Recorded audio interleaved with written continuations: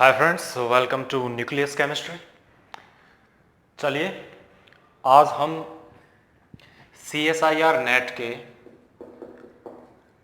Previous year questions solve करने जाएंगे, जिसमें आज मैंने पर्टिकुलरली NMR टॉपिक को पिक किया है। ठीक है, देखो ये जून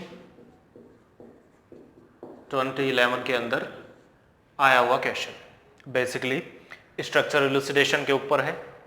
अब देखो यहाँ तो बहुत सारा मैटर दे दिया और उसके अकॉर्डिंग 4 ऑप्शंस यहाँ बनाकर दिए।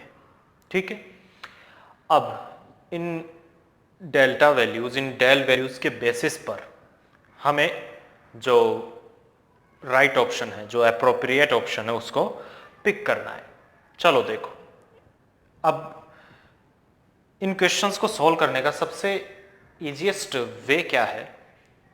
मैं कहूँगा कि इन ऑप्शंस के थ्रू इन दी हुई डेल वैल्यूज के ऊपर मूव करो, तब इजी हो जाएगा इनको सॉल्व करना। अगर मैं ये कहता हूँ कि मैं इन क्वेश्चन के अंदर जो ऑप्शन दिया हुआ है मैं इसको देखता ही नहीं हूँ और सिर्फ इन वैल्यूज के ऊपर मैं अगर नज़र रखता हूँ, तो इसके अकॉर्डिंग स्ट्रक्चर को इलुसिडेट कर पाना या स्ट्रक्चर को बना पाना थोड़ा मुश्किल होगा, पर ऑप्शन से वैल्यूज के ऊपर जाना काफ़ी आसान है। ठीक है, चलो तो सबसे पहले हम देखते हैं।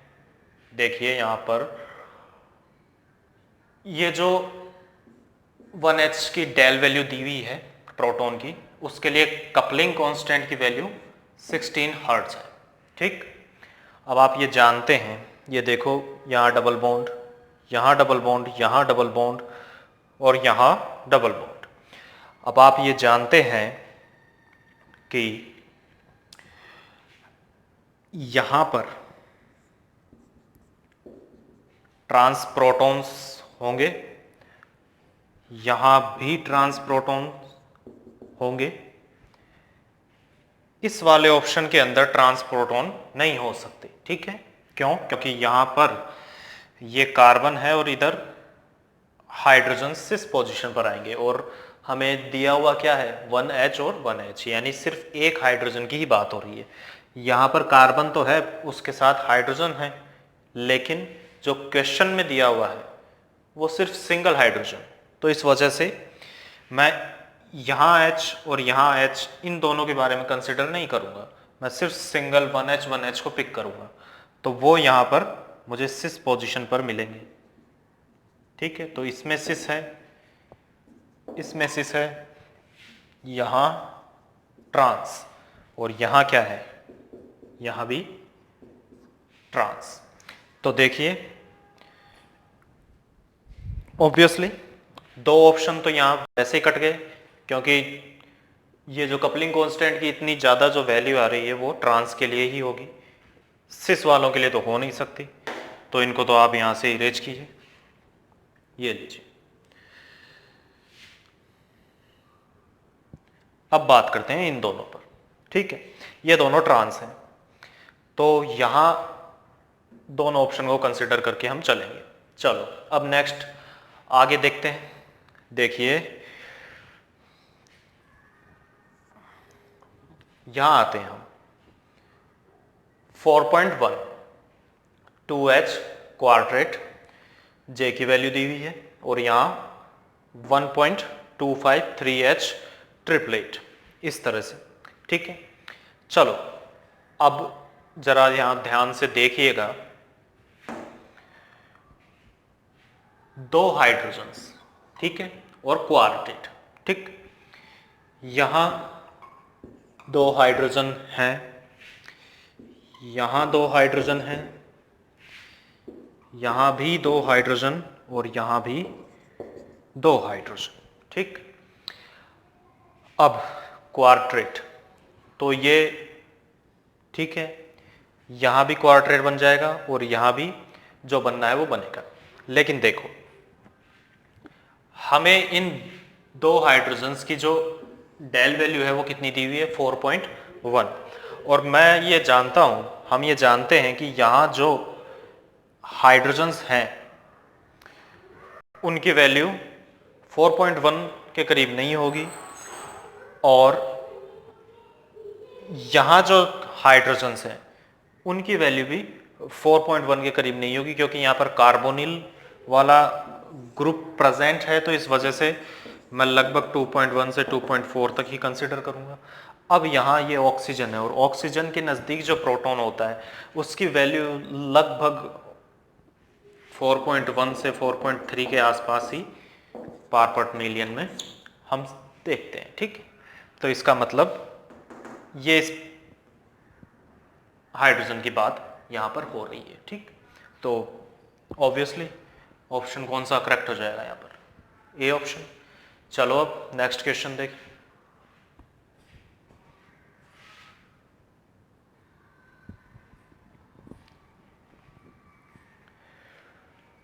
चलिए नेक्स्ट क्वेश्चन, ये भी जून 2011 से ही है, एंड इसके अंदर कार्बन 13th पर नंबर ऑफ सिग्नल्स पूछे हैं। ठीक है, तो देखो 1 बाय 1 देख लेते हैं इनको। मैं इसको देखता हूँ। देखो सिग्नल्स निकालने के लिए सबसे जो बेस्ट तरीका है वो क्या होता है, इन कंपाउंड्स को इस तरह देखा करो कि इनके अंदर आपको कुछ सिमेट्री या कुछ प्लेन ऑफ सिमेट्री टाइप दिख जाए। ठीक है, तो देखो इसको मैं यहाँ 20 से लूँगा। ठीक है, अब यहाँ से देखना स्टार्ट करूँगा मैं इसको, और ये देखता हुआ चलूँगा कि कौन कौन से कार्बन्स का एनवायरनमेंट सेम है और किन किन का डिफरेंट है। जो सेम है वो एक सिग्नल में आ जाएंगे, और जो दूसरे अलग टाइप के हैं वो अलग टाइप के सिग्नल में आ जाएंगे। तो इस तरह से इनको फिर हम सिग्नल्स को क्या करते चलेंगे, डिस्ट्रीब्यूट करते हुए चलेंगे। ठीक, देखो अब इसमें देखो ये वाला कार्बन और ये वाला कार्बन, अब आप समझ सकते हैं। देखो यहाँ से सेम डिस्टेंस पर यहाँ कार्बन मौजूद है, उस पर 2 हाइड्रोजन, यहाँ 2 हाइड्रोजन है ही। यहाँ से आगे मैं चला इस कार्बन पर यहाँ भी वही 2 हाइड्रोजन्स। फिर इनसे आगे चलता हूँ तो ये कॉमन, मतलब दोनों ही रास्ते आगे जा कर के एक एक कार्बन पर आकर एक कॉर्नर पर खत्म हो जाते हैं। ठीक है, और इस तरह से ये जो है 5 कार्बनों वाला एक क्या बना हुआ है, यहाँ पर एक साइक्लिक रिंग बनी हुई है। ठीक है, तो इसका मतलब मैं क्या कह सकता हूँ कि इस कार्बन से और इस कार्बन से मैं दोनों तरफ चलता हूँ तो एनवायरनमेंट मुझे सेम ही मिलता है। तो इस वजह से क्या कहूँगा, ये एक सिग्नल दे देंगे।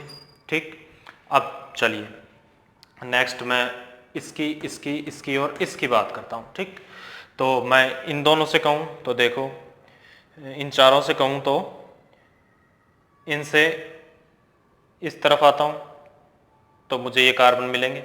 ठीक है, जिनका वही सेम डिस्टेंस, सेम एनवायरनमेंट, और यहाँ से इस तरफ चलता हूँ तो वही ये कॉर्नर पर जाकर एक कार्बन पर ख़त्म हो जाते हैं। तो इसका मतलब ये चारों एक सिग्नल दे देंगे। ठीक है, और लास्ट बचे ये, तो ये भी इन दोनों का एनवायरनमेंट क्या है विद रेस्पेक्ट टू एक दूसरे के, क्या सेम ही है। तो ये लीजिए शक्तिमान सा बन गया कुछ ये, और ये भी एक सिग्नल, यानी कि यहाँ कितने सिग्नल आ गए, 3 आ गए। अब इसकी बात मैं करता हूँ। देखो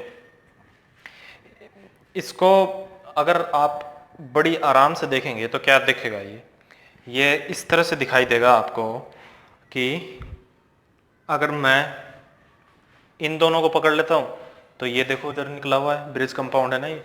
इन दोनों को पकड़ लेता हूँ तो ये इस तरह से है, और इसको रख लेता हूँ तो ये इस तरह से है। ठीक है, तो यहाँ अगर एक प्लेन ऑफ सिमेट्री में डालता हूँ, ठीक है, तो आप ये समझ सकते हैं कि इसके अंदर सिग्नल्स जो होंगे वो कहाँ कहाँ पर, यहाँ पर, यहाँ पर और यहाँ पर क्या होंगे, सेम ही होंगे। ठीक है, क्योंकि वही तो एनवायरनमेंट है। यहाँ ये ब्रिज हेड अगर मैं मान लूँ निकला हुआ है तो इधर ये बाकी पोर्शन और अगर मैं इसको पकड़ लेता हूँ तो ये वही बाकी पोर्शन, और इसको ले लेता हूँ तो ये बाकी पोर्शन, जो सेम ही तो दिख रहे हैं। तो इसका मतलब ये और ये क्या एक सिग्नल दे देंगे। अब इसके बाद में क्या बचता है, ये वाला पोर्शन। तो इससे आप देखोगे तो तीनों दिशाओं में ये ब्रिज हेड निकले हुए हैं। तो इसका मतलब क्या है, ये यहाँ भी इन दोनों कार्बन के लिए सेम सिग्नल हो जाएगा। तो इसमें टोटल कितने हो गए, 2 सिग्नल हो गए। अब लास्ट बारी इसकी, ठीक है। देखो यहाँ इनके लिए एक सिग्नल, इसके लिए एक सिग्नल हो जाएगा, फिर इसके लिए एक सिग्नल मैं कहूँगा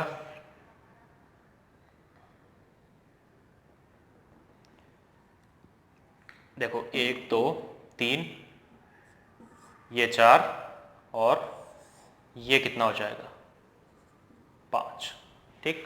तो इसके लिए कितने सिग्नल आ गए 5। अब इस कॉर्नर और इस कॉर्नर का एनवायरनमेंट क्या है, डिफरेंट ही तो है। क्यों, क्योंकि इसके पास में तो ये देखो कार्बन का एक ब्रिज हेड इस तरह से निकला हुआ है, लेकिन इस वाले कॉर्नर से ये जरा आगे है ना, क्योंकि इस कॉर्नर से देखो नेक्स्ट कार्बन निकल के आते हैं उन्हीं के ऊपर तो ये है, पर इस वाले से नेक्स्ट वाले जो हैं उनके ऊपर कोई ब्रिज हेड नहीं है, उससे अगले वाले पर है। तो एनवायरनमेंट क्या है, डिफरेंट ही है। तो इसके लिए 5।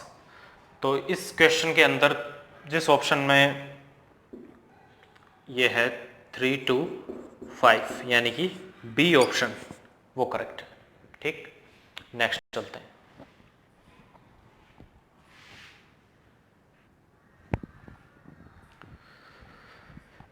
हाँ, तो ये क्वेश्चन दिसंबर 2011 से अब स्ट्रक्चरल इलुसिडेशन के ऊपर बेस्ड है और काफ़ी सिंपल है। मैंने क्या कहा, मैंने आपसे पहले भी कहा है, ऑप्शन से आप क्वेश्चन की तरफ चले जाइए, बिल्कुल सोल्व हो जाएगा चुटकियों में एकदम। देखो मैं क्या कहूँगा, यहाँ सबसे पहले इसको पकड़ लो आप, ये डेल वैल्यू 3.8 3x सिंगलेट, इसका मतलब ये कहीं ना कहीं किसको बताता है, ईथर की प्रेजेंस को ही तो बताता है, ठीक है। अब ये ऑप्शंस, इनमें देखो यहाँ पर बेंजिल अल्कोहल है, यहाँ एथिल फिनोल है, यहाँ क्या है, यहाँ भी एथिल फिनोल ही है, बस पोजीशन का डिफरेंस है। और एनिसोल, यहाँ पर क्या है, ईथर का जिक्र है। तो बस थर्ड ऑप्शन करेक्ट हो जाएगा। कितना सिंपल है, सिर्फ इसी के बेस पर हमने इसको सोल्व कर दिया।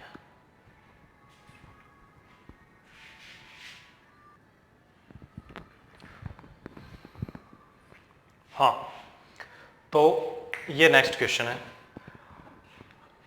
वही दिसंबर 2011 के अंदर पूछा गया है, ठीक।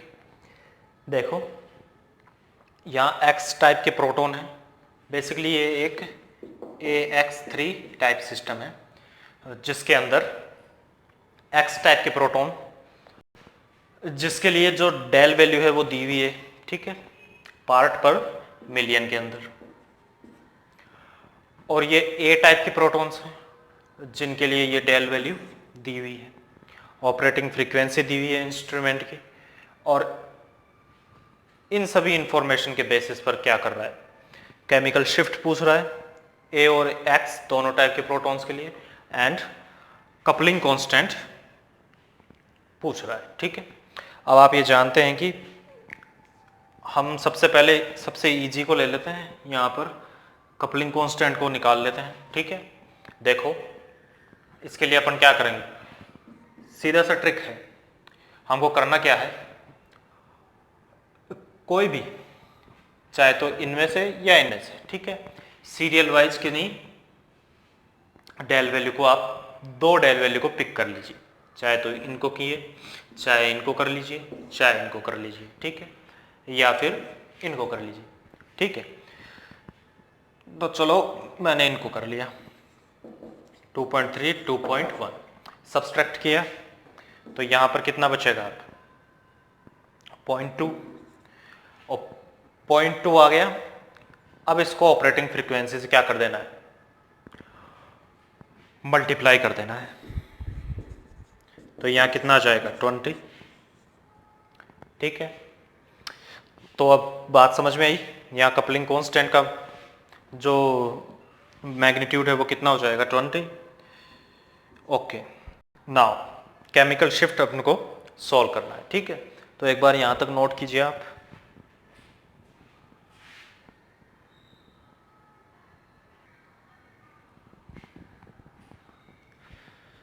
चलिए,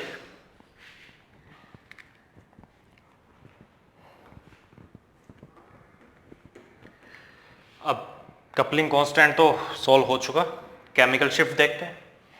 अब सबसे पहले ए टाइप के प्रोटॉन्स के लिए देख लें। तो अपन को करना क्या है, हम यहाँ पर एवरेज करेंगे। ठीक है, एवरेज लेंगे। चलो, मैंने इन दोनों को पकड़ा, यहाँ पर 4.3 और 4.5, इनको ऐड किया तो कितना हो जाएगा, ये 8.8, और 2 से डिवाइड करेंगे, आएगा कितना 4.4। ठीक है, तो ए टाइप के प्रोटॉन्स के लिए जो केमिकल शिफ्ट की वैल्यू है वो कितनी आ गई, 4.4। ठीक, चलो अब एक्स के लिए, ठीक है, एक्स टाइप प्रोटॉन्स, तो इनको भी जोड़ो एवरेज की तरह। ठीक है, 2.1 प्लस 2.3, ये हो कितना जाएगा 4.4, 2 का भाग देंगे तो 2.2 यहाँ पर आ जाएगा। ठीक है, और ये सारा जो हमने सॉल्व किया है ये इस क्वेश्चन के लिए ए ऑप्शन के अंदर हमें मिलेगा। ठीक है, तो आंसर क्या हो जाएगा, ए ऑप्शन।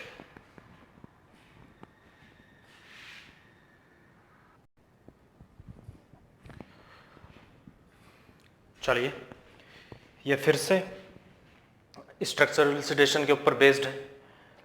अब यहाँ चेंज क्या है, पहले हमें ये डेल वैल्यू देकर स्ट्रक्चर पूछता था, अब स्ट्रक्चर देकर डेल वैल्यूज पूछ रहा है। ठीक है, अब यहाँ पर ये 4 डेल वैल्यू दी हुई हैं और ये प्रोटॉन्स। ठीक, हमें सेट करना है बस। तो चलो, सबसे पहले देखो, सबसे सिंपल इसको लेता हूं मैं, OCH3। हाँ, तो एल्कोक्सी ग्रुप होता है, मेथोक्सी ग्रुप होता है। ठीक है, इवन मैं ईथर बोल देता हूं। ठीक है, तो ईथर के लिए देखो 3.9 3H सिंगलेट, यही मोस्ट ऑफ क्वेश्चंस के अंदर आता है। ठीक है, तो ये डी तो इसके साथ। ठीक है, अब नेक्स्ट, अब हम देखते हैं आगे।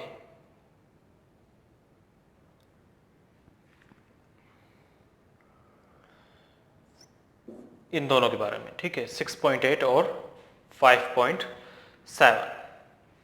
तो देखो,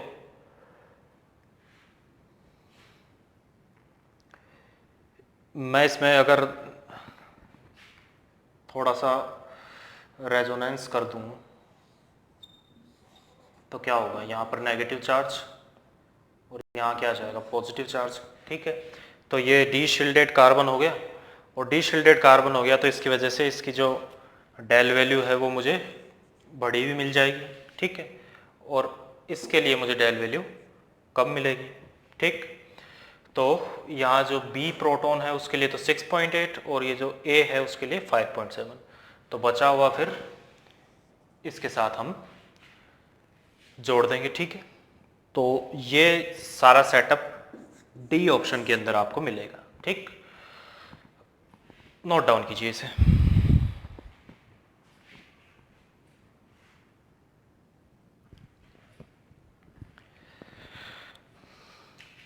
चलिए, यहाँ 4 कॉम्प्लेक्स दिए हुए हैं। ठीक है, इरिडियम के, और 31 फॉस्फोरस NMR के अंदर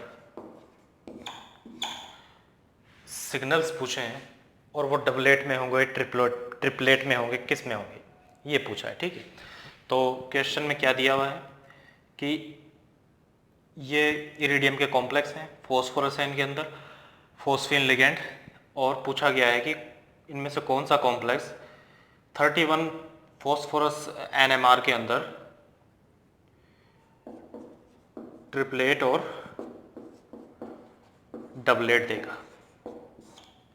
तो कहने का मतलब यहां पर दो टाइप के सिग्नल हो गए, ठीक। अब चलो देखते हैं। तो बेसिकली हमें करना क्या है, इन स्ट्रक्चर्स को एक बार एनालिसिस करना है। देखो ये IRPPS34, देखो ये 5D मेटल है और VBT के अकॉर्डिंग हम क्या कहते हैं कि जनरली 4D और 5D जो मेटल्स होती हैं उनके साथ कॉम्प्लेक्स ऑलवेज लो स्पिन ही बनता है, ठीक। और अब इस केस के अंदर ये स्क्वायर प्लानर होगा, ठीक है। और स्क्वायर प्लानर होगा तो इसके ये चारों फोस्फीन जो है वो एक ही तो सिग्नल देंगे, मतलब एनवायरनमेंट सेम ही होगा। आप समझ सकते हैं मैं क्या कह रहा हूं, इसी तरह तो है।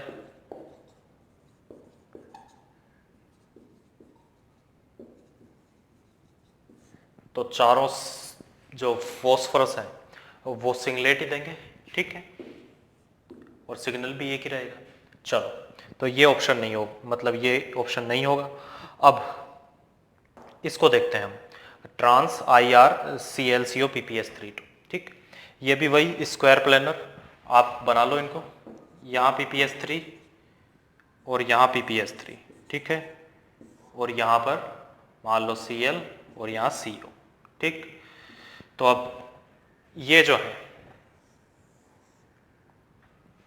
ये क्या करेंगे, ये दोनों फॉस्फोरस क्या कर देंगे, एक ही सिग्नल देंगे। तो डबलेट ट्रिपलेट का तो कोई मतलब ही नहीं है यहाँ पर। अब आता है फेशियल।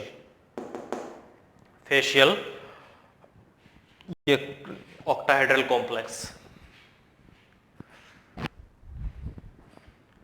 चलो इसकी स्ट्रक्चर ड्रॉ कर लेते हैं, इसको इरेज करता हूं मैं।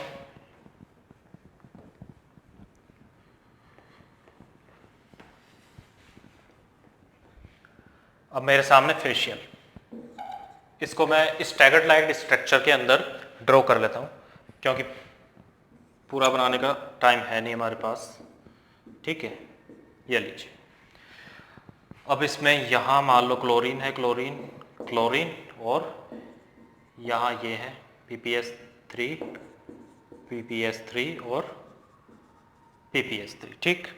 तो अब क्या होगा, ये तीनों फॉस्फोरस तो एक ही सिग्नल देंगे, एनवायरनमेंट भी सेम है, ठीक है। तो ये तीन फॉस्फोरस जो हैं एक ही सिग्नल देंगे, तो दो हमें तो क्या चाहिए, एक डबलेट के रूप में और एक ट्रिपलेट के रूप में, यानी कम से कम दो फॉस्फोरस के सिग्नल तो होने चाहिए। लेकिन यहाँ पर तो तीनों फॉस्फोरस मिलकर एक ही सिग्नल दे रहे हैं, यहाँ दोनों फॉस्फोरस मिलकर एक सिग्नल और यहाँ चारों ही मिलकर एक सिग्नल। अब लास्ट बचता है हमारे पास में मेरिटोनियल, ठीक। तो ऑब्वियसली ऑप्शन तो यही होगा करेक्ट, पर इसको जरा एक्सप्लेन भी कर लें, स्ट्रक्चर ड्रॉ करके देख लेते हैं। चलिए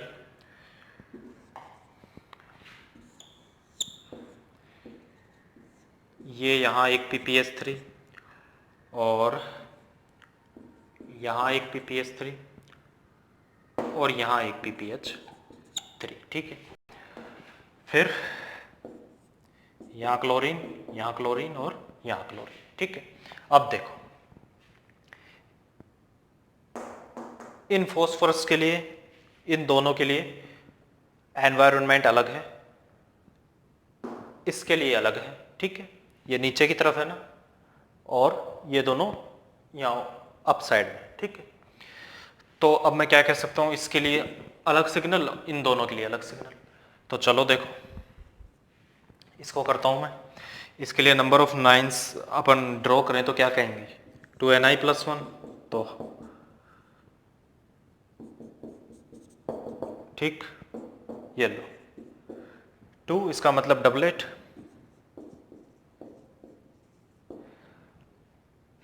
इन दोनों के लिए देखते हैं, 2 × 2 × हाफ +1, तो ये कितना आ गया 3, इसका मतलब ये ट्रिपलेट आ जाएंगे। तो कहने का मतलब क्या है, इस क्वेश्चन के अंदर जो मेरिडोनियल ऑक्टाहेड्रल कॉम्प्लेक्स मुझे दिया हुआ है वही क्या होगा, सही ऑप्शन होगा। ट्रिपलेट और डबलेट उसी के अंदर पाए जाएंगे। ठीक है, तो इसके अंदर जो मेरिडोनियल ऑप्शन है उसको आप करेक्ट कर लीजिएगा। ठीक है, तो आज के लिए फिर बस इतना ही। नेक्स्ट के अंदर हम वापस एनएमआर के जो बचे हुए क्वेश्चन रह गए हमारे CSIR के जितने भी हैं, और गेट में भी जो भी मैं आपको प्रोवाइड करवा सकता हूँ मैं करवा दूंगा। तो अपनी तैयारी कंटिन्यू कीजिए और जुड़े रहिए हमारे साथ में। नेक्स्ट क्लास में मिलते हैं फिर।